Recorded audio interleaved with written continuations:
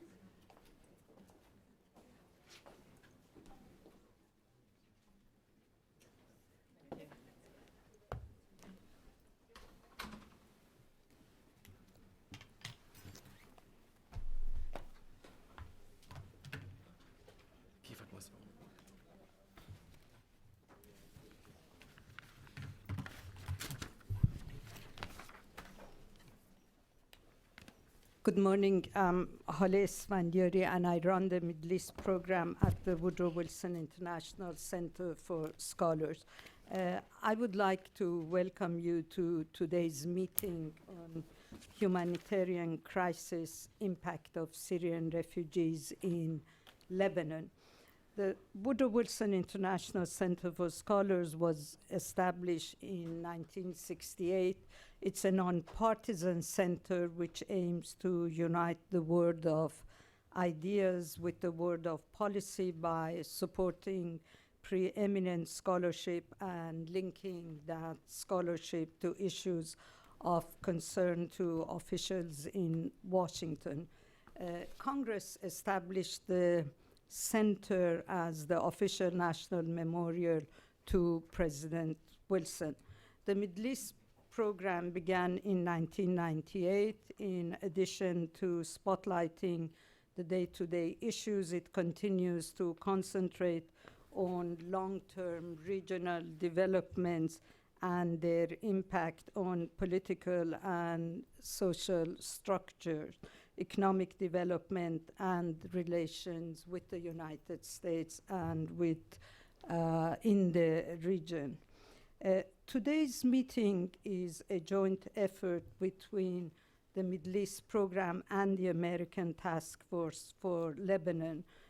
I would like to thank George Cody and Dib Kimi from the task force from Lebanon for their help in putting together this meeting, and our colleague and senior scholar Amal Modallali, who always is ready to help whenever we do something on Lebanon. We and this task force have a history of cooperation. Most recently, actually, last fall, we collaborated on a talk with ambassadors at Jerejian and Ted Katouf discussing the Arab awakening and US policy in the region. The Syrian refugee crisis and its spillover into neighboring countries, especially Lebanon, has been a feature in a number of our meetings and publications since the beginning of the civil war in Syria.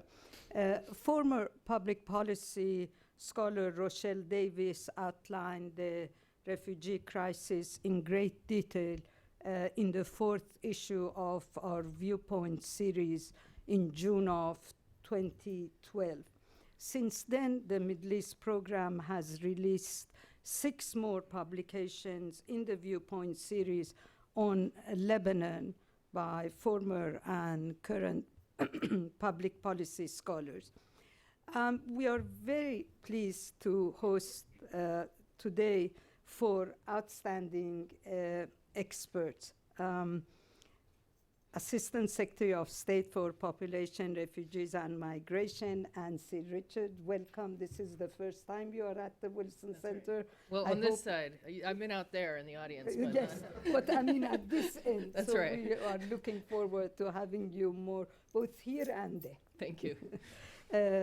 Ambassador Antoine Shadid of Lebanon to the United States. You have been a visitor quite often at the center, and we welcome you. Ninette Kelly, resident representative in Lebanon, United Nations High Commissioner for Refugees. Welcome. And today's panel will be moderated by Ambassador Edward Gabriel, former U.S. Ambassador to Morocco and Vice Chairman of the American Task Force for Lebanon. Ambassador Gabriel has an extensive background in international affairs, having convened multilateral policy forums involving national security, environmental, trade, and energy issues. He has been involved in matters of Russian and European nuclear non-proliferation and safety, and he has been active in advising the U.S. government on Middle East policy matters. From November 1997 to March 2001, he was the U.S. ambassador to the Kingdom of Morocco. Ambassador Gabriel, we welcome you, and I hope that next time you come to the Wilson Center, you don't have to show 6 times your IDs to make it here. Well, I know where the door is now, so thank you, Holly, and I want to recognize you. You've been a great advocate for women's rights around the world, and a great and renowned professor at some important universities. We're honored to be in your presence. Thank you. So let's begin. Welcome to hell. That's how my colleague George Cody was greeted when he recently visited the refugee camps in Lebanon. George, as has been said, is the executive director of ATFL, the co-sponsor today. Unfortunately, that description is all too true. In some camps or makeshift settlements, as the Lebanese call them, there's no electricity, no running water, and worse, no sanitation facilities, leading to disease and tremendous health problems. They're not what you could imagine from your days of going to summer camp. They're really a severe situation there. Let me give you some statistics as it applies to Lebanon. As a comparison, about a year ago, there were 70,000 refugees registered by UNHCR. Last week, a year later, there were 700,000, a 1,000% increase in 100,000 or 90,000 to 100 waiting to be registered. Can you imagine? Lebanese officials have estimated that 1.3 million Syrians, not all of whom are refugees, reside in Lebanon, which has a population of 4.2 million citizens. That makes Syria about 30% of the number of Lebanese. Think about that in America, percentage-wise. That's like we Americans receiving about 100 million refugees, most of them in the past year. Lebanon contains the plurality of Syrian refugees, with about 36% of the total persons of concern. Important point, Jordan has accepted a $150 million World Bank loan to assist the Syrian refugees. But the Lebanese government, which was offered similar terms, is adamant that it cannot add to its already high public debt, approximately 140% of settlements throughout Lebanon. And finally, UNICEF estimated there were 450,000 Syrian children in Lebanon outside of the school system at the beginning of this year. What a prescription for future hopelessness and attraction to radical ideologies. With that as a background, allow me to introduce our distinguished panelists for today's seminar. To my immediate left is my former colleague, Ann Richard, who is now Assistant Secretary for State for Population, Refugees, and Migration since April of this year. She was last year, 12. Right. Oh, excuse me, typo. Mark that down, Deep. She was previously Vice President for Governmental Relations and Advocacy at the International Rescue Committee, which helps refugees, internally displaced, and victims of conflict. And she served as Director of the Secretary's Office of Resource Plans and Policy at the Department of State, and where I got to see her firsthand and how good she really is as an administrator and policy person.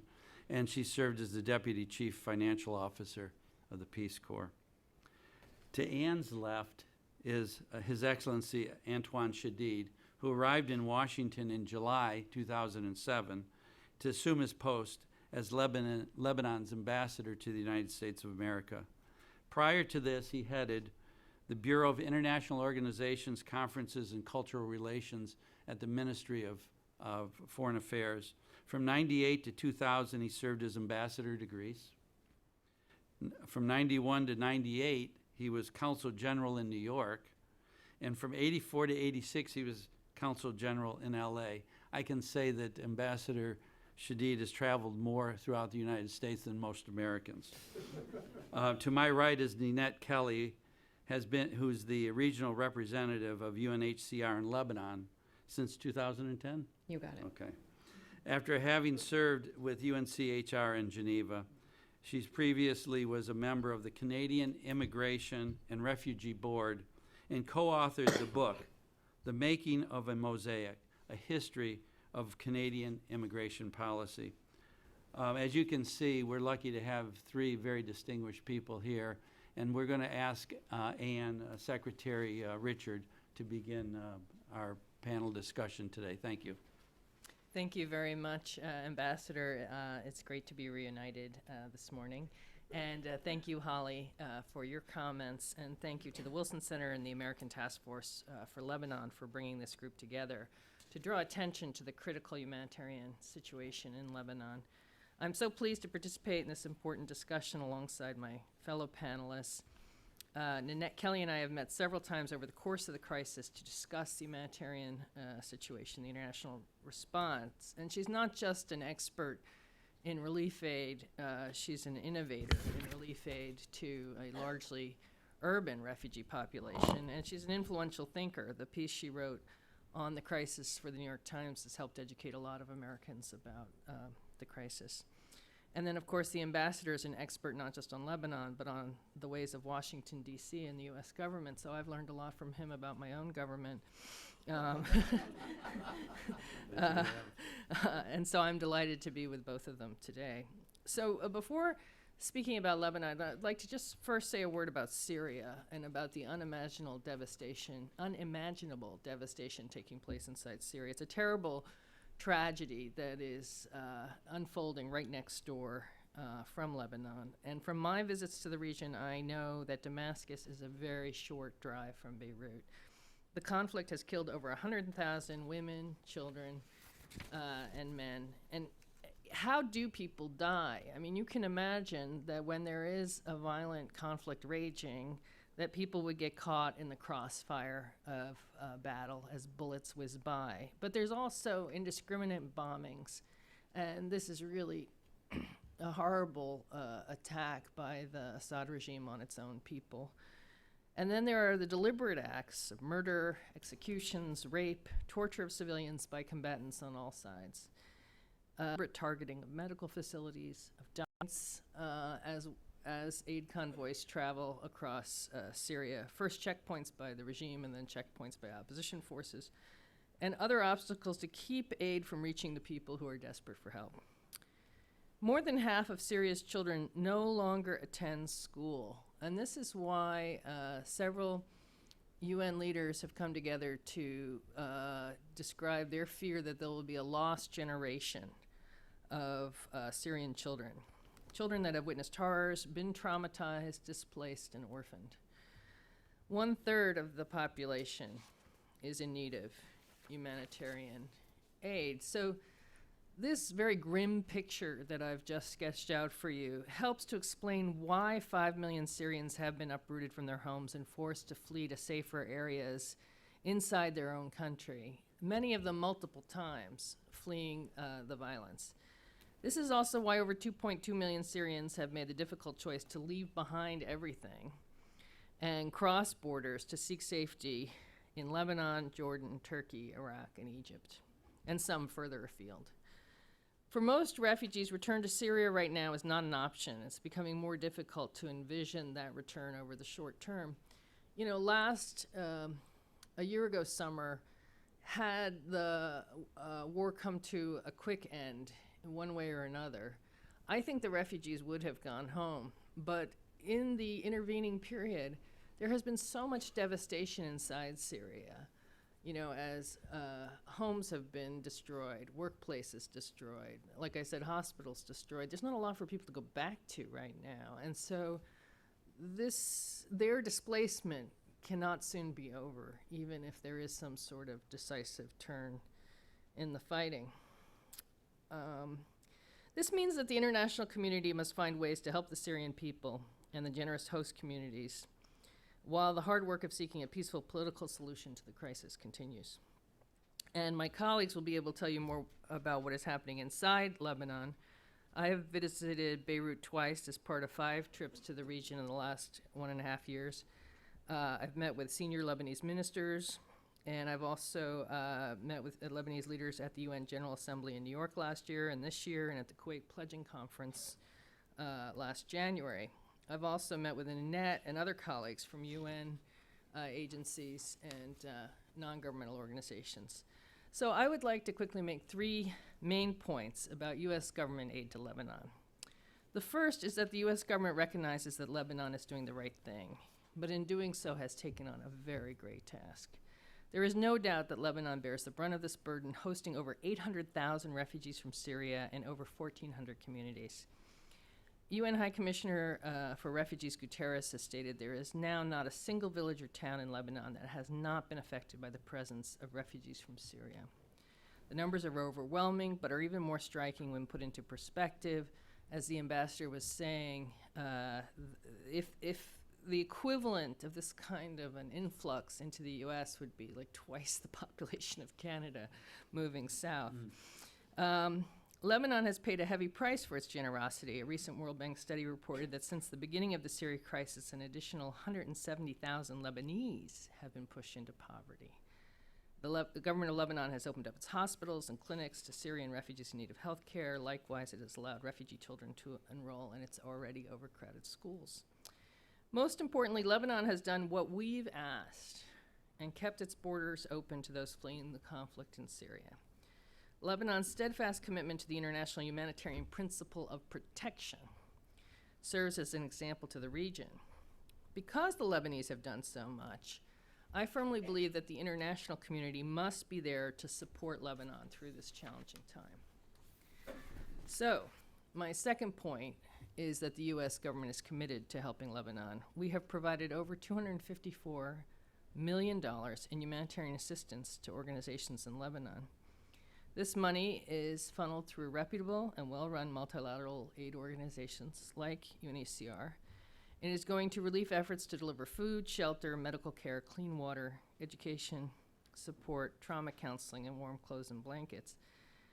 As is normal in any refugee response, aid is not just going to the refugees in need, but a portion of the aid also goes to those communities, those Lebanese communities, that are hosting refugees that also need a helping hand. So just a little more detail on this, and like I say, Nanette is the expert. We're funding, through these partners, basic renovations for Lebanese families who have welcomed Syrians into their homes and need support to fix their kitchens, bathrooms, living spaces to accommodate their guests, after-school activities, new playground equipment for Lebanese and refugee children so that they have safe spaces to play, learn from each other, and essentially have their childhood returned back to them.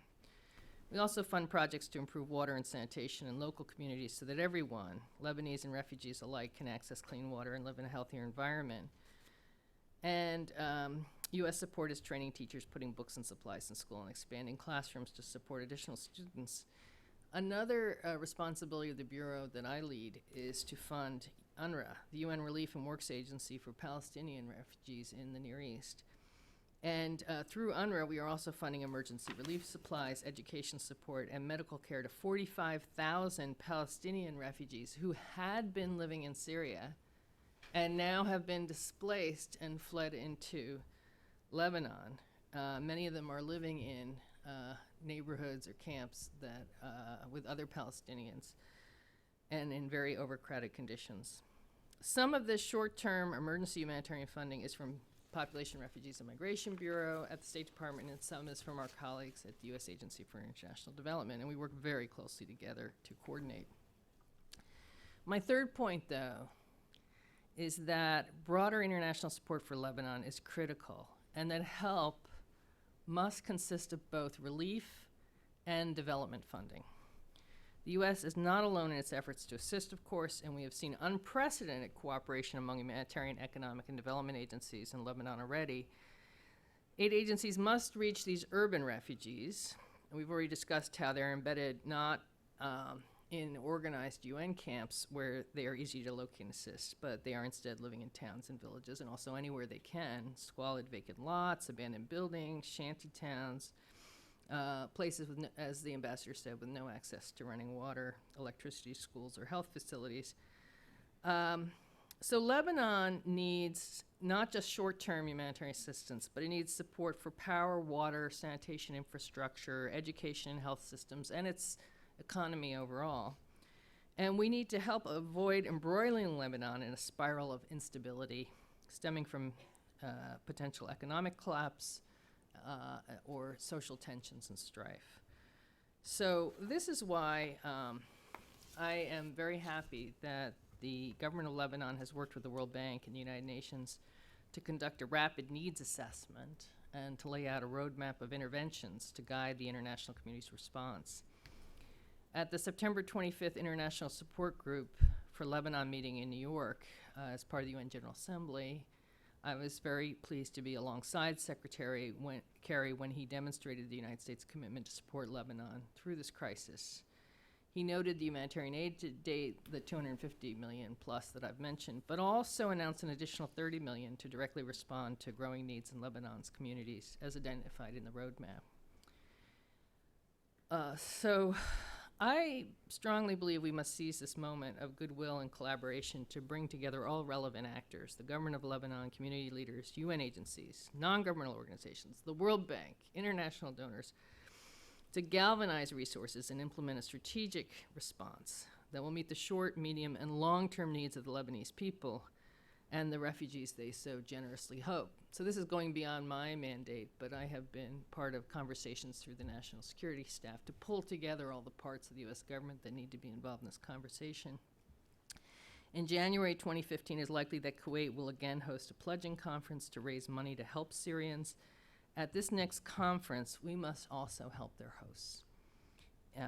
Now, what is that January of next year? What does that mean to people in Washington? Oh yeah, we might have clarity on our budget by then. And so this is where the local has global implications. We have been very fortunate in this past year that my bureau and the disaster assistance funds and the food aid funds of AID were funded to the point where the U.S. was able to lead the world community in responding with humanitarian aid. But right now, we are not certain what the future holds for us, and I would love to have the U.S. remain in that lead position and pull other governments along with us. Thank you. Thank you, Secretary, very much. This is fuel for thought as we get into the Q&A in a few minutes. Ambassador Shadid. Thank you, Ed, for your kind introduction.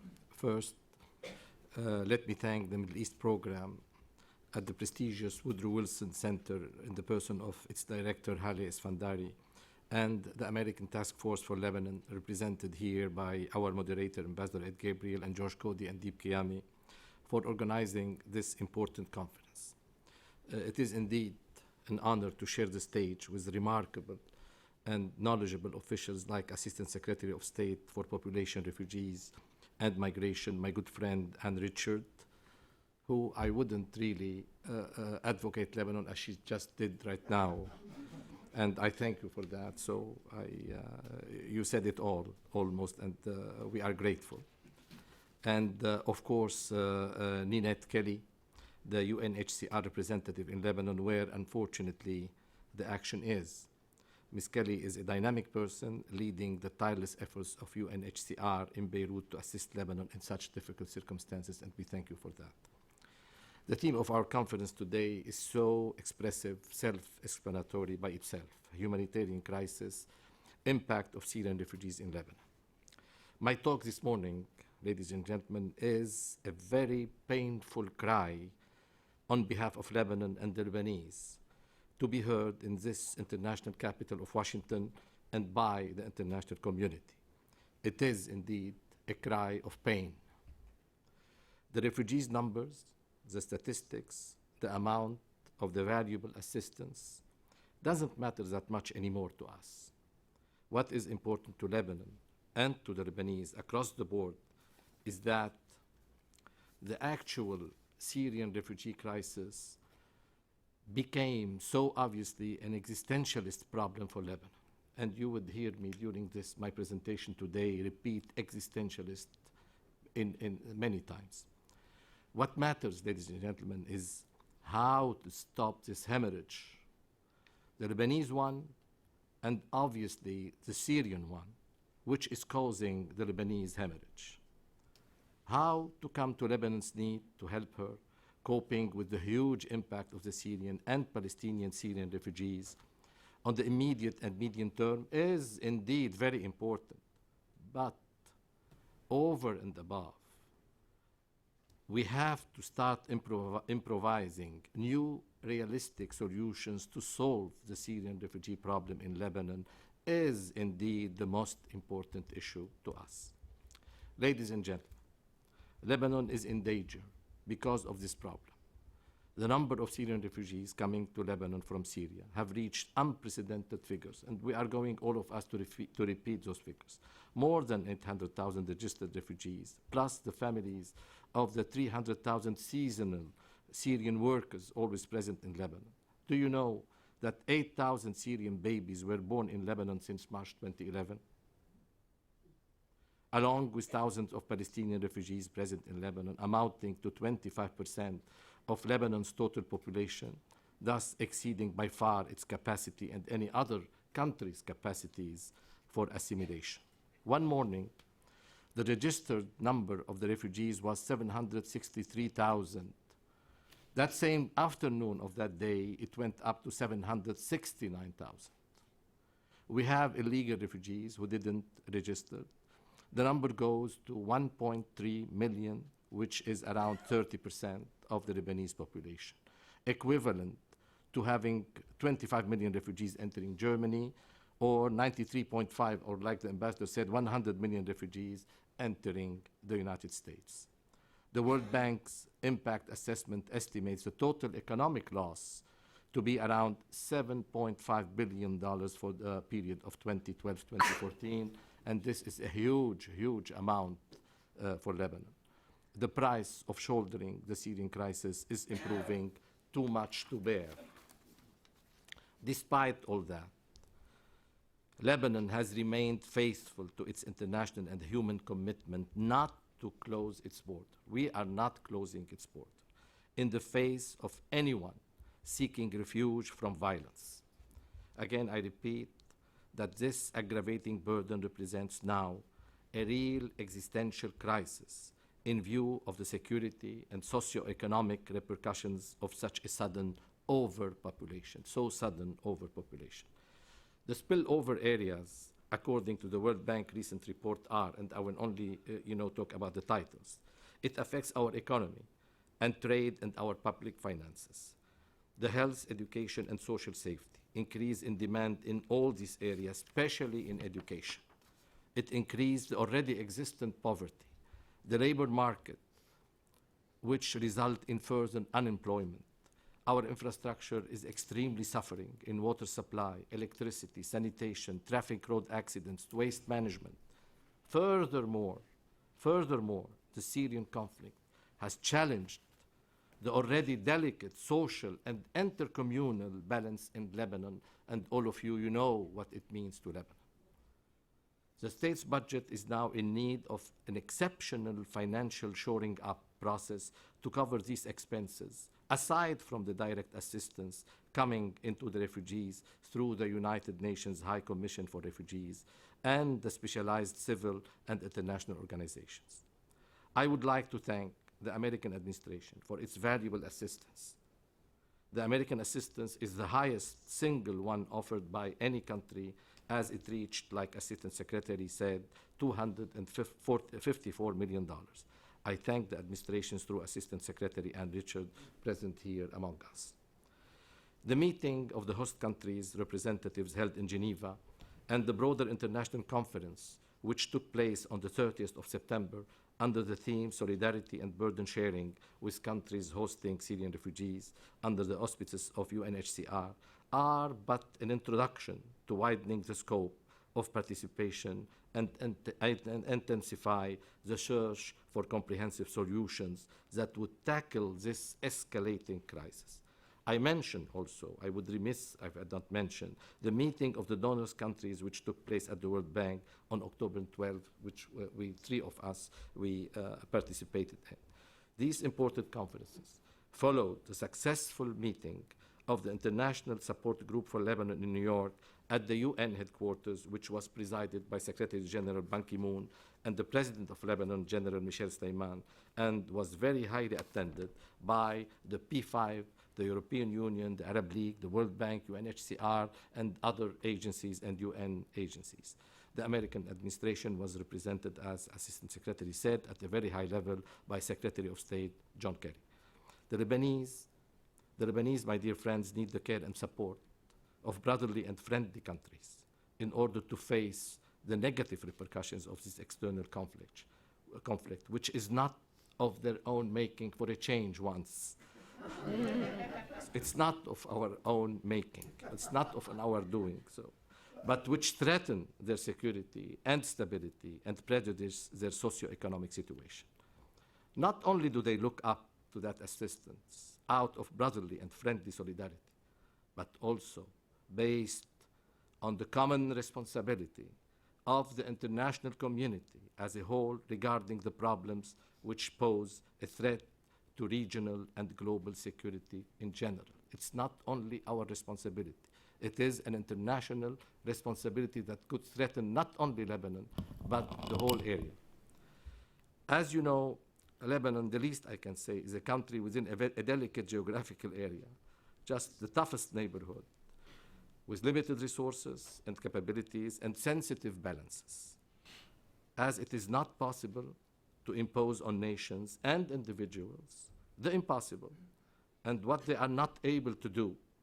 It is important for me to reiterate from this very podium the call of all the Lebanese officials. I will reiterate that call to increase the efforts to ease this escalating burden, mainly axed around the following points: to provide sufficient funds, human and financial resources, in order to put frames and regulations for the presence of the incoming Syrian refugees, meet their basic humanitarian and livelihood needs, noting that pledges undertaken at the meeting of the donor states and organizations, which was thankfully hosted by the State of Kuwait on the 30th of January 2013, were fulfilled only partially, and I am generous in saying only partially. To consolidate frameworks, second point, to consolidate frameworks and spaces to lodge Syrian refugees on Syrian territories. To lodge Syrian refugees on Syrian territories. It's easier said maybe than done, but in safe zones outside the reach of the ongoing conflict, knowing that the area of Syria is 18 times that of Lebanon, 18 times. Another point, to agree on holding an international conference on the issue of Syrian refugees, which does not merely call for financial assistance, but rather begins to search for ways to share the burdens and numbers, among states based on common responsibility and in light of historical precedents. Another point, to provide support from all the concerned and capable states for the works of the International Support Group for Lebanon, which has placed the issue of the refugees at the top of its priority list. However, in view of the escalation of the fighting and the additional deterioration of the situation in Syria, an additional number of families is unfortunately expected to flee again, adding more to the suffering of those present and on the hosting communities, and that would definitely stretch the capacities of all concerned to its utmost limits. It is important to note that the displaced families are hosted in Lebanon in communities. We refuse to establish camps, and later on I will explain it. So are hosted in communities that are structurally disadvantaged, underdeveloped, and suffer extreme poverty. The coming of those displaced Syrian families aggravated the misery and the suffering of both Syrian and Lebanese. That is why efforts for assistance should be seen along these lines. The influx of displaced Syrian families, which was thought to be of short stay, at first was reflected on the Lebanese social fabric. Hosting families are getting tired with scarce resources. They are getting tired. The labor market has been badly affected, especially that the Syrians have been historically cheaper labor force. This competition has driven to unemployment among members of hosting families, in addition to a sharp increase of prices of commodities. Moreover, services in these regions are overstretched, reaching the level of total paralysis in some places. This increasing tension is alarming and creates a feeling of insecurity. Sensitive efforts had been concentrating on assisting the Syrian displaced and touched peripherally on the Lebanese hosting communities, and thank you, Assistant Secretary, for drawing the attention of that, needs that are increasing by the day. So we should really pay attention to the hosting communities. This reflected in the increased tension, and this is dangerous, between the two communities, the Lebanese and the Syrians, at different levels. Ladies and gentlemen, the government of Lebanon is committed to support within its capacities the displaced Syrian families awaiting their return to their homes. That goes along acknowledging the right of the Lebanese hosting communities for adequate social services. However, these capacities have reached a deadlock, and immediate help is needed with the escalation of violence. Massive influx of displaced is expected, and that requires extensive resources. If these are not made available, then the government of Lebanon would be forced to opt for a different approach in dealing with the displaced.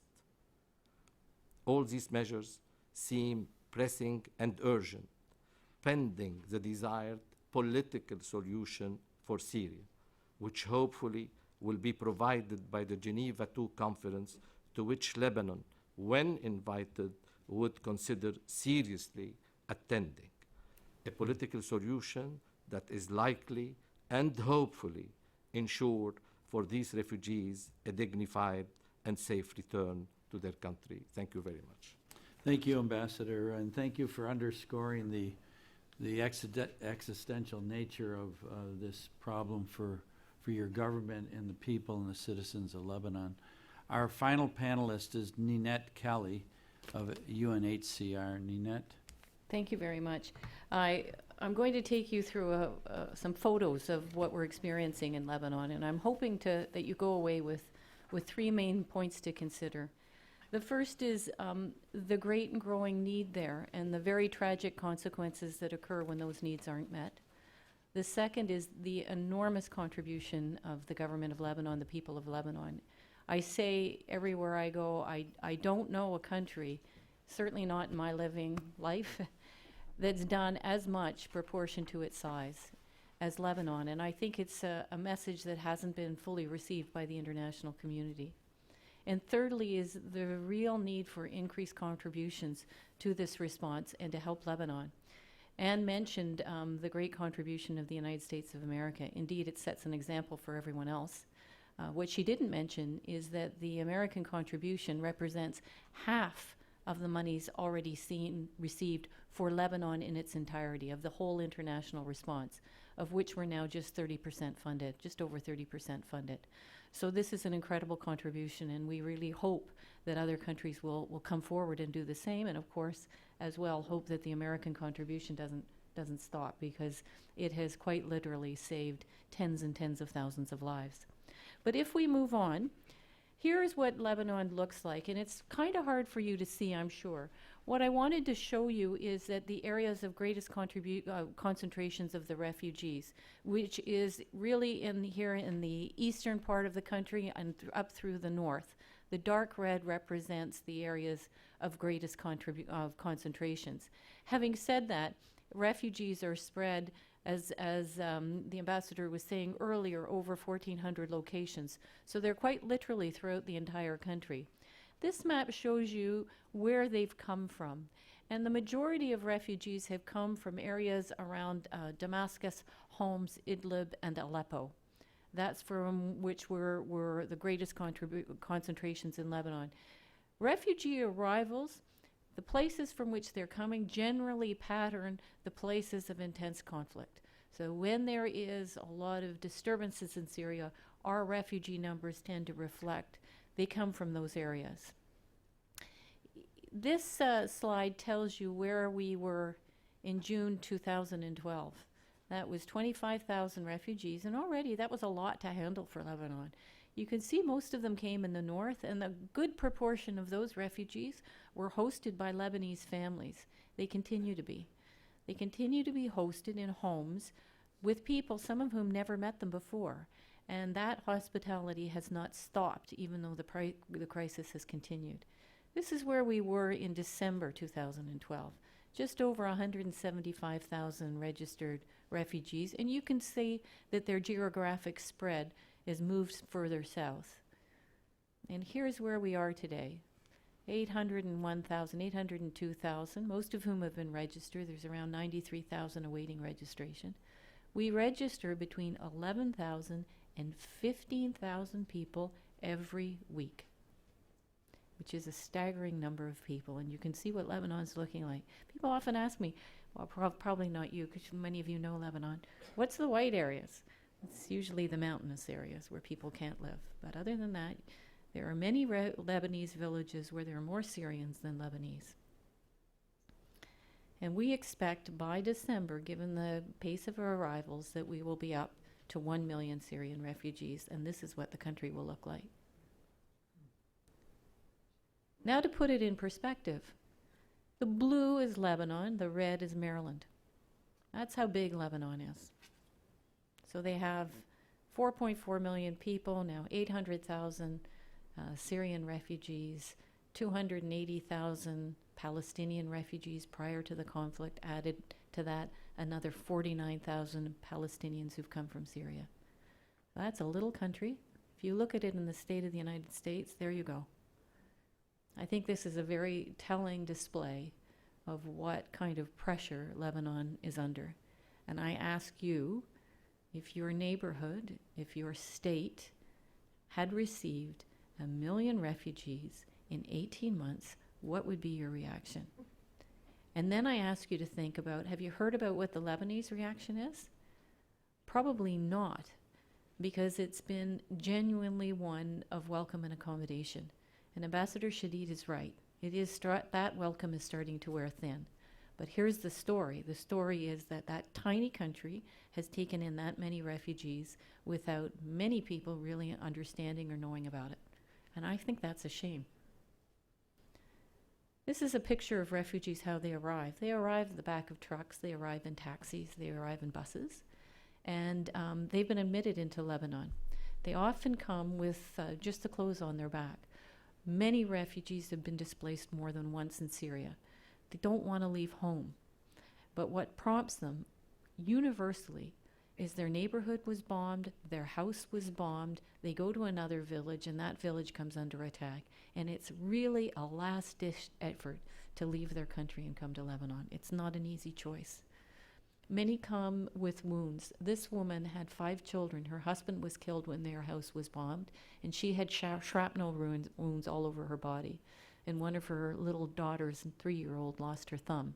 So these people need a lot of help and assistance. They're registered by us. I thought this was an interesting picture because you can see what we do. What does it mean to register? It doesn't mean just checking off a name. You have to actually understand who these people are. Are they from Syria? What's their circumstance? Do they have special needs? Is there anybody disabled? Has anybody suffered any kind of sexual abuse, any serious trauma, any torture that needs to be attended to? We tell them what their rights are to assistance. We try to help them with accommodation. This is what happens at the registration stage. And it's also fair to mention that people who come, who we have doubts about, whether they're either Syrian or whether they might be combatants, we don't register them. They have to go to a more in-depth interview because our assistance program, and here I talk about the international agencies and national ones, is for civilians. We've instituted vaccinations at our registration sites. Here's UNICEF sponsors these. So UNICEF vaccinates all children. So when they get registered, they get vaccinated. Here's refugees coming to receive food assistance. All registered refugees up until recently were entitled to food vouchers or food parcels. This is one of our distribution sites. Now we're moving to a cash-based system, and there's going to be a further targeting so that people, the food assistance will go to those for whom they have no other means of support. Here you can see they're picking up, that would be a hygiene kit. In it is what you need in order to maintain the cleanliness of your apartment, of your home, of wherever you're living. Also sanitary pads for women. We also give baby kits. I like this picture. It's a bit disarming, but this is a woman. She's got 5 families staying with her and has for over a year. 5 Lebanese families staying with her. This represents less than 4% now of the shelter being offered to refugees, but it's still sizable. Tens of thousands of refugees are living in Lebanese families. I like this picture very much. This was an unused university.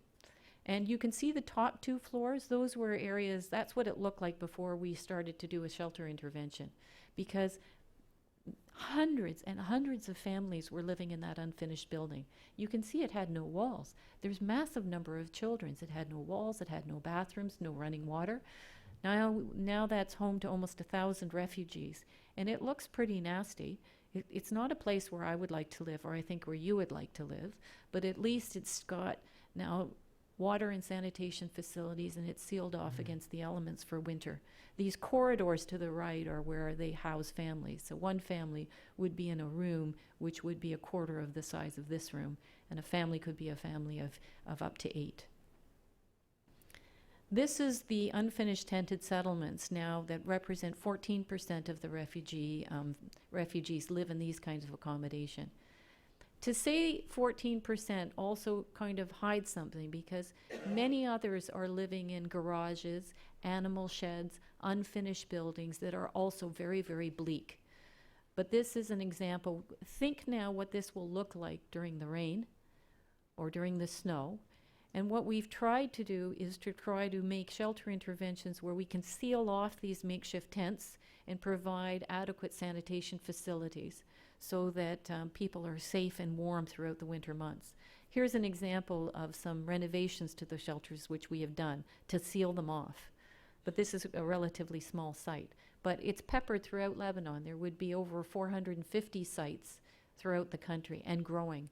As people are unable to pay the rent for their apartments and they're being evicted, then they're setting up tented accommodation. Around 75% of all refugees are renting. Some are renting apartments. Usually they share those with 3 families, could be sharing a single room apartment. We do a lot of water and sanitation. Again, when I say we, I'm talking about the UN and the NGOs and international and national ones. I like this picture very much because you see a little stream running through it. This stream is going to flood in the wintertime. And when it floods over, all that earth will become mud, and all the water will seep into these tents. We know there are 40,000 people that are living in flood-prone areas that we need to move to safe ground, and we're having difficulty finding the safe ground in which to move them to, and the necessary coordination we need from the government in order to do so.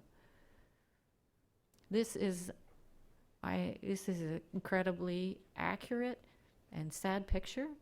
This is a little kid, because there's many kids who are without schooling. And you can see she's just making her way across a refuse pit. The amount of garbage now, with this influx of 1 million refugees, it's putting incredible pressures on local sanitation services. So now we're really trying to invest in very large-scale projects to improve water and sanitation and the processing of garbage. This is a well that's being dug, and here's a latrine that we're putting up. Again, just more of the pictures of the accommodation. This is health. This old gentleman is being assisted. Health is another area that's absolutely brings a lot of sadness, because our funds are so stretched. What we're doing is prioritizing primary health care, visits to doctors, the prevention of communicable diseases, addressing healthcare concerns when they arise so that more serious conditions don't follow. And we're doing it in a way that also provides benefits to the Lebanese healthcare system. So hiring doctors, improving local dispensaries, and that sort of thing. But there's lots of healthcare we just can't afford. We pay for emergency life-saving interventions, but all sorts of operations for reconstructive surgery, forget it, that won't happen. We just can't afford it. So here's a gentleman, you know, he's been assisted in terms of an amputation of his leg. We may be able to get him a prosthetic, but we may not be able to, depending on what kind of further therapy that he needs. It may be beyond our ability to help. This picture is a picture, I've got to tell you, this is a picture of hope, even though great sadness. This little fellow had massive burns all over his face from Syria. And so we were able to assist him to get the necessary operations he needed in order to save his life and save his face. But the sad part of this picture is the reconstructive surgery necessary to make sure this little boy's face doesn't look like this when he gets older is beyond our means, which is why I'm showing it. So it's got both stories there. Education is probably one of the areas where the statistics are so startling. Right now we have 280,000 Syrian school-age children in Lebanon. Last year there were some 300,000 Lebanese students enrolled in Lebanese public schools. So already we're exceeding the number, we're reaching a point where we're exceeding the number of Lebanese that were in public schools last year. And the Ministry of Education right off the bat was very generous and said, we will let Syrian children into Lebanese schools, and they did. But it's a capacity issue. They've said this year we can let 30,000 into the regular classrooms, and if you can find money to support a second shift, we can host up to another 70,000. That's just physically what the Lebanese school structure is going to be able to do. And even if we meet that great challenge, provided money comes in, that means that we'll be able to provide an education solution to 100,000 Syrian refugee children, and yet there'll still be 200,000 school-age Syrian kids that won't have that option. And so we need to work very hard at some informal ideas as to how to get education to kids. Here's one. This is a community shelter, collective shelter, where these women we've given education assistance, and there is an educator in the shelter who's providing them with education. I like this picture very much. This is an accelerated learning class. This is where we'd get Syrian children who've been out of school for 2 years, and we try to really reinforce their skill set so they'll be able to insert into the Lebanese system. The reason why I like it is it reminds me of a class I was in not long ago where I asked the kids, what's your favorite part of the day? And they said, my favorite part of the day, every one of them said, is going to school, which isn't what my kids would have told them at that age, I can assure you. And then I said, well, what's the worst part of the day? And one little guy, he put up his hand really quickly and he says, it's going to bed at night because of my bad dreams. And this is a guy who had extreme trauma in Syria. This is the other sad aspect of children who aren't in school. There's lots of child labor. This little boy is working at a fish cleaning plant. They work in potato fields. They work at plastic factories. They work all over. And the opportunities for exploitation is very, very high. It's why we need to really prioritize education. Now, Ambassador Shadid talked about the need for community support projects, as did Ann Richard. This is the key. We have to invest a lot more in Lebanon. We have to invest a lot more in the communities that are shouldering the burden. And without that, you heard Ambassador Shadid, this welcome that is being offered to Syrian refugees will not be able to hold. The Lebanese community feels very, very isolated and rather let down by the international community because they are doing a lot and so little has come forward. So now we're working with the World Bank, with UN Development, the UNDP Development Program, to try to ensure that we get massive projects into Lebanon to increase the improve the health system, to improve the education systems in ways that will deliver benefits to Lebanese, to help with water, to help with sanitation. And some good news is on the horizon, I must say, on this. If I look at UNHCR's funding, in 2012 we spent less than $200,000 in community projects and support to ministries. In 2013 we'll spend up to $15 million, and for 2014 we already have indications of funding at a level of $80 million. So this is important. But without this hospitality that we've been able to see will just not be able to stand. I'm going to leave you with Aya. She's a little girl who all her family was educated from Syria. Her parents couldn't afford to send her to school. She lived in this community. She wants to be a doctor. She looks after her disabled children. She wants to be a doctor. And she wants to be a doctor so that she can help all the poor people that come to her without charge. Her story is an amazing story. It's on our website. She talks about the bombing that they had to flee from in Syria. I encourage you to look at it. But Aya is the hope for that generation, and we need to invest in her and her other colleagues.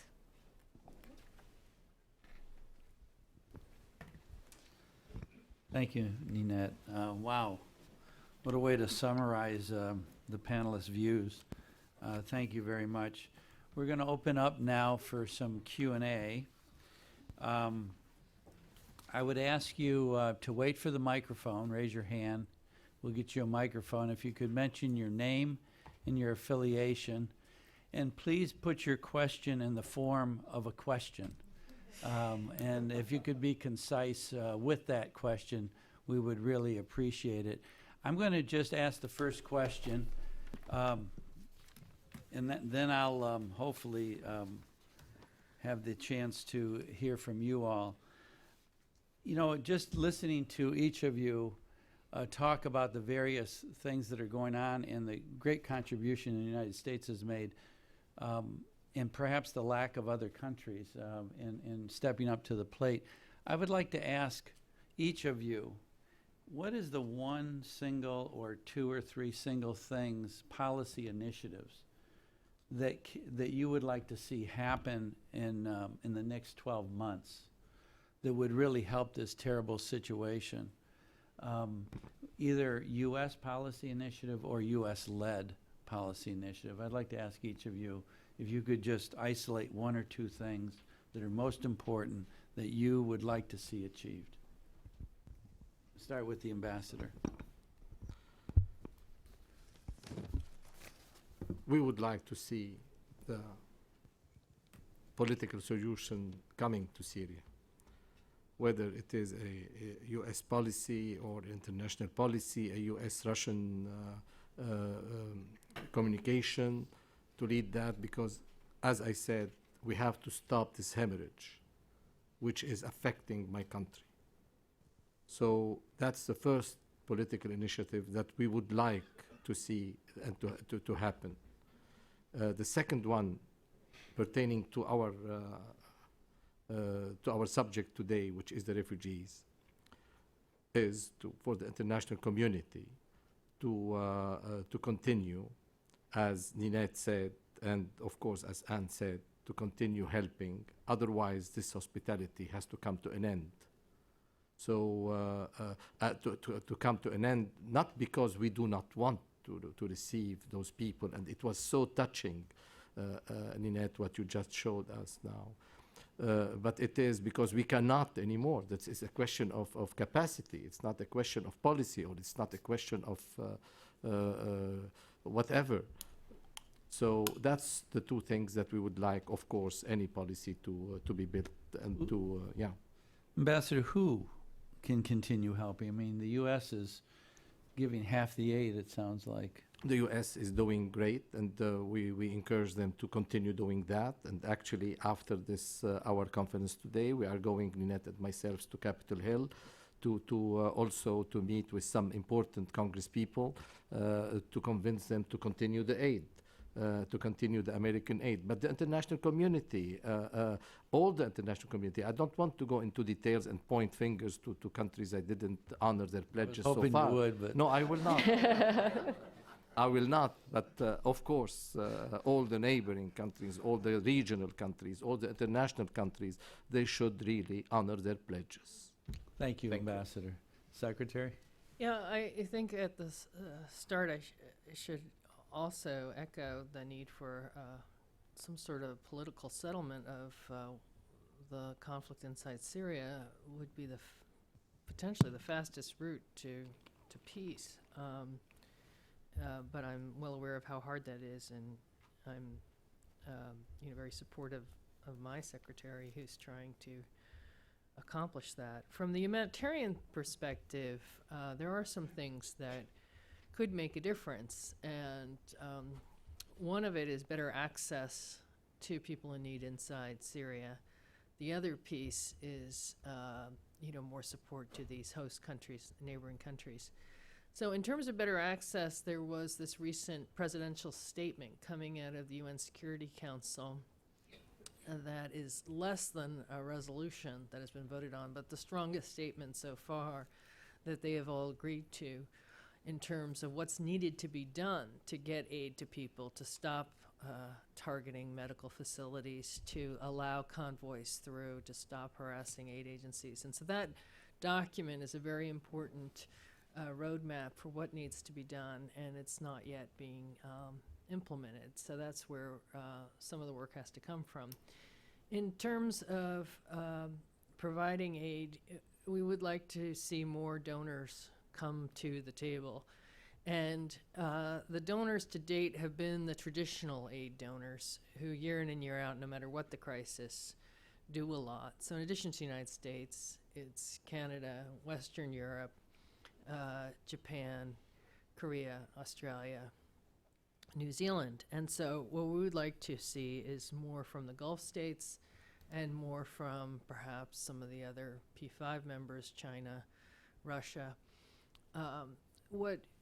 The one country that has sort of changed the way it provides aid is Kuwait. And I really can't say enough good things about the Kuwaiti contribution, because they not only held and hosted the pledging conference last January, they made a $300 million pledge. They followed through on their commitment and funded that pledge. And then they also did it through these UN and other leading international organizations. And so that is exactly the type of good donorship that the U.S. has asked other countries to do. And I'd like to see more countries do that. Thank you. Ninette? Yeah, no, I mean, I think I just will probably reiterate, but we're treating a hemorrhage with Band-Aids, and all the money in the world will not change that unless there's a solution to Syria. And the more that's got to be the key message. And the more that we show, I think, the great devastation and tragedy within Syria, and as well as in other countries, hopefully that message will resonate with those who can make a difference. Secondly, I agree with Anne that a lot more, if I had to give a policy prescription, I would say to states who are giving, please aim your dollars, substantial ones, to improve the infrastructure, the education, the health infrastructure, water and sanitation in Lebanon in ways that will address the humanitarian needs and the needs of the Lebanese. That's a long-term, that's a good policy. And thirdly, as Anne says, the traditional donors have come forward. In fact, the European Union is also a very robust donor. And what we would like to see, in addition to Kuwait, is other states, other countries who are non-traditional donors come forward in a coordinated manner to provide support to the humanitarian response. Thank you very much. We have a couple of folks here in the second row.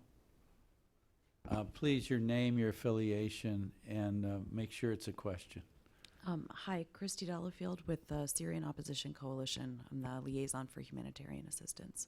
My question is for Ninette Kelly. If you could just talk a little bit more about the shift from blanket assistance to targeted assistance. What's going to change? What's going away for some people? Obviously there isn't sufficient funding, and so there will be some changes. And then how do you anticipate communicating this to the refugee community? Do you want me to answer them as they go? Please. Okay, very briefly. We've targeted assistance since the outset in both in education, shelter, health, and all the rest. We haven't been able to meet 100% of the needs. The new policy was basically the World Food Program was moving towards a more targeted food distribution based on its global practice. And that was based on we used a vulnerability assessment we did with UNHCR. WFP was the lead in that with UNICEF to try to determine what the ability was of refugees to provide for themselves. And on the basis of that study, that's how the targeting was done. And it is being, it's already been communicated widely throughout the country to refugees. Plus, there has been an appeal process put in place to in order those who were not targeted in to be able to be considered for ongoing assistance. It represents less than 30% or some 32% of the total refugee population, and individual home visits are going to be taken for each one of those who were counted out of the assistance. Barbara Slavin from the Atlantic Council. I know you don't want to point fingers, but what have the Saudis pledged and how much have they actually provided, and are they supporting the UN efforts in Lebanon? And also, perhaps the ambassador could talk about the role of Hezbollah. We know that they've been fighting in Syria. Have they also been providing any sort of relief? Are they sheltering Shia refugees or Alawite refugees coming out of Syria? What has been their reaction to the humanitarian crisis within Lebanon? Thank you. On the, I can't tell you what the total contributions from Saudi Arabia are. They tend to, maybe somebody else can answer that. I cannot, but on the coordination, they're interested in what we do. They follow what we do, but in terms of coordinating their assistance with the interagency one, it's not as predictable as we would like to see. We are here talking about the Syrian refugees and the state dealing with the Syrian refugees. So I will stop here in answering your question. I talked about what my government said, and I would stop there. Thank you.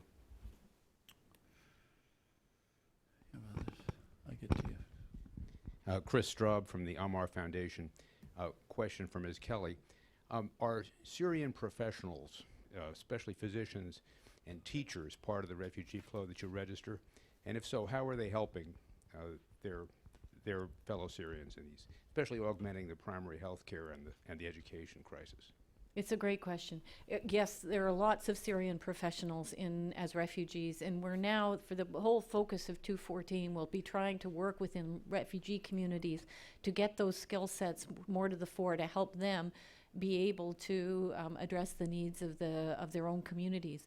Now, one of the issues with the physicians is that under Lebanese law, Syrian physicians are not allowed to practice medicine in Lebanon. So what we'll need to do is work with the Ministry of Health to see how we can create arrangements whereby this good skill set that is being injected into Lebanon can be used in a way that doesn't provide any kind of threat to the established Lebanese medical profession, and also falls within Lebanese standards. So that's something that we're going to work on in 214.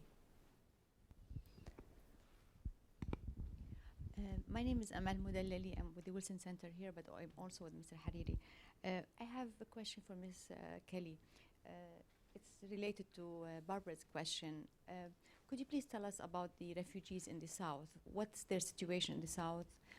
How are they being assisted there? Do they have any problems because of the local population not supportive of the Syrian opposition? What kind of problems they're having in the South or not having problems? And the other thing is related also to this issue. I was talking to people in the South, and they told me that there's a problem now in the Arqoub area. It's the Arqoub area, which is on the corner of Lebanon, borders Lebanon, Syria, and Israel. And apparently the refugees there are having big problems and not much assistance. And Shaba'a, which is the town there where they're staying, is having a huge problem, overwhelmed by the number of refugees and no support. And also that the UN also is busing these refugees to Tyre or other place to register them, which is unbelievable. They bust from the far east to far west to be registered. Mm. And this is putting them in danger, and also it's a problem for you and more expense. Could you please address these areas, and that the Arqoub is becoming a very sensitive area because these people are becoming very desperate economically, and they could be used by other people to do other bad things in the area and could become a danger zone. Thank you. Okay. In terms of, we're really getting to the topic of whether or not Syrian refugees who are coming in and settling in areas that's not their confessional group, their religious group, are they receiving, are they under threat in these areas? And I have to say that was the big fear at the outset. But refugees, with over 90,000 refugees now registered throughout southern areas, and the majority of the refugee population is undeniably of the Sunni refugee population. This is a great tribute to the country of Lebanon, that regardless of the religious confession, people have been accepted in communities and been assisted regardless of their confession. Having said that, yes, there are tensions. Some towns and villages are tired of this. They're tired of all the refugees. They've seen crime. They've seen vandalism to their shop. They're blaming it on refugees. They've imposed curfews on refugees. But that's not a phenomena that's isolated to southern Lebanon. That's happening throughout the country. It's what communities are doing in order to give themselves a serious sense of safety and security. Finally, on the issue of busing, we have 4 registration centers throughout the country. I tried to impart on everybody a little bit about how difficult registration is, how you need, but I didn't go into the full thing, because you need security, you need anti-fraud measures, you need crowd control, you need mechanized electronic system, all of that, which means that registration has to be done in a registration center. And we have bused not only in the south, we've bused in the Bekaa, we've bused in the north, and we have done that by working out arrangements with local and national security officers, that we have been able to accompany refugees from the place to the place of registration, and that has been done successfully. But do refugees have worries about that? Absolutely, but we're trying to address it the best we can, and the busing so far has worked for many, many thousands of refugees. Sure. You just said that some of the curfews in the south. No, I said curfews throughout Lebanon, Are they all over the country? all or over the only- country. Oh, thank you. There's a couple of questions on this side.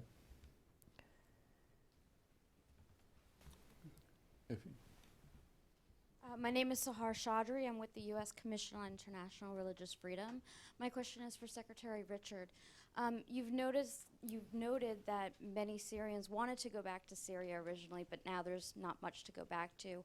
What is the United States policy on resettling right now, and what are other countries doing to potentially take in resettled Syrian refugees? Well, as many of you know, the United States is the top country working with the UN High Commissioner for Refugees, top destination country for refugees who are determined to be in need of resettlement, and in other words, to start their life over in a new country.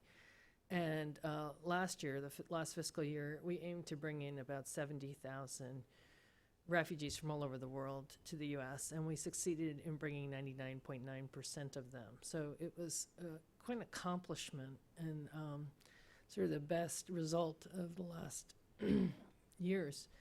And so we have a system to resettle refugees that works, that's tremendously successful, and that we really believe in. So the introduction of Syrian populations into our existing system can completely be accommodated.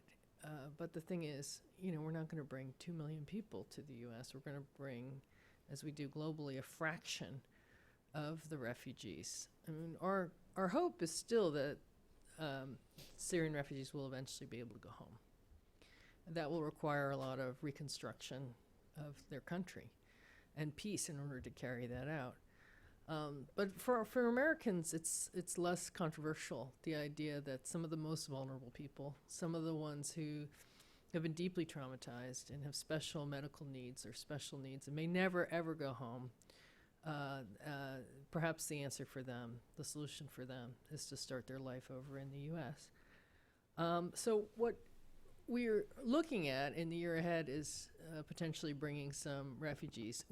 We're standing back and allowing the UNHCR, or endorsing the UNHCR, to bring some of those most in need to Europe first. And that's because a number of European countries have stepped forward and offered to take them. And so this is a very smart idea, is to take advantage of these extra offers. We'd love to see more countries do more in terms of resettling refugees. The other issue that starts to get a little tricky in Lebanon specific is I was asked by the Lebanese media if the U.S. only wanted Christians to be resettled in the U.S. And I was very clear that we don't select refugees based on religion. We bring refugees from all sorts of religious groups to the United States. And the next day in the local newspaper in Beirut, it said, U.S. doesn't want Christians. And I was completely aghast, because I thought of all the members of Congress who ask me if we're helping Christian refugees. And I thought this is a terrible thing. But the other thing that I learned was that in Lebanon, this is great news, that Christians would not necessarily be vacuumed up by the United States and taken away, and thus play with the different proportions inside the country. So, this is where the ambassador is helping to teach me about the Middle East and some of these. We have some questions towards the back. We're going to take a couple more only. Good morning. My name is Sharish Rajput. I'm here from the Public International Law and Policy Group. And my question is generally to the panel. I personally have worked previously in Pakistan, which also, as you may know, before Lebanon was taking in a large influx of refugees from Afghanistan. And during that time, I see, during crises, we see that the most vulnerable population, which is children and women, are always affected, which increases child exploitation, as Ms. Kelly mentioned, and other issues such as early forced child marriages, sex trade. Would you speak a little about that? Do you see an increase in that? Do you see any other crises that are coming up with the population? And how do we feel that we can address them as a community internationally? Thank you. Indeed, those are among the most vulnerable populations. It's women, children, the elderly, disabled persons. I was asked about this just earlier today, and in fact, we do have our antennas out, and no more than that. We have a whole community of NGOs and people who work with us to ensure that people who are at high risk are referred to appropriate services for help, support, and prevention mechanisms. I could go on to list them. I can't say they're on the rise, but they exist. And there are many of the sexual and gender-based violence, early child marriage, child labor. It's very difficult to quantify, so it's very difficult to find a trend. But it's certainly prevalent enough that we know it exists. So what do we do about it? One is we try to ensure sufficient financial assistance to families who want to arrange an early marriage or have their children work as a way to prevent that kind of coping behavior. But we also have safe houses, we have community support projects, we have information for women on what their rights are and where they can get assistance. We try to have all our field offices and through our network of partners visit families to determine whether there are people within those families that have special needs who need assistance. Do we manage to identify and appropriately address 100%? Absolutely not, because it's a very difficult problem, but we're very sensitive to it, and the mechanisms that we're using to address these issues are being enriched as we go along.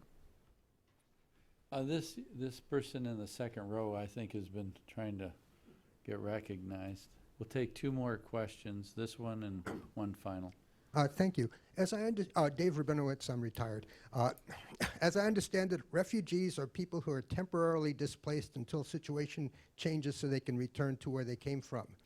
At the end of World War II, there were hundreds of thousands of people released from Nazi camps who were not refugees. They were considered displaced persons because there was no expectation of being able to return them to where they came from.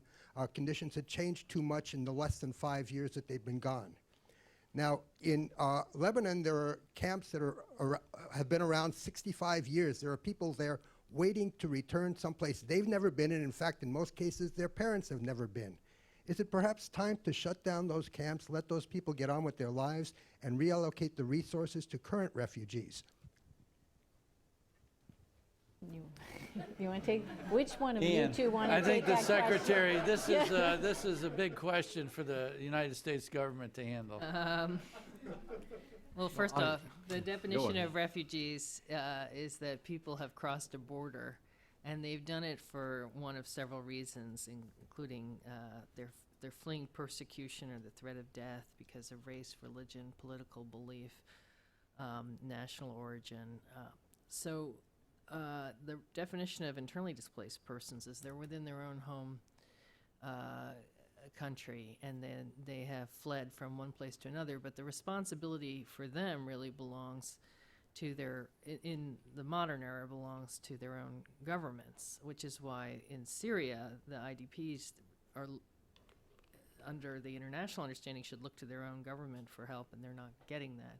Now, I know, I just wanted to make sure we have the definitions out, but then your question gets to the Palestinians. And right now, our Secretary of State is trying an effort to bring peace to the Middle East. Some have suggested that the Palestinians, because it's been several decades since they were dislocated, should no longer be considered refugees, and that's not U.S. policy right now. There are occasionally questions like this raised by Congress, but we continue to fund and support UNRWA to provide services to these populations until we can have some sort of a negotiated settlement, so that they can have a solution, whether that is moving back to some of the places they started from, other areas, or staying right where they are. And so that's all caught up in this overall peace process. Ambassador, did you want to add? Yes, I agree with what the Assistant Secretary said, but if you are talking about the Palestinian camps in Lebanon, no, it's not possible to dismantle them and to let them go. Lebanon is for the right of return of those people to from where they came back. So they are still refugees, and they are still there. And we are, of course, bearing this burden, but they are refugees, and they fit into the definition of refugees internationally known. Thank you. Thank you. Last question we're going to give to George Cody.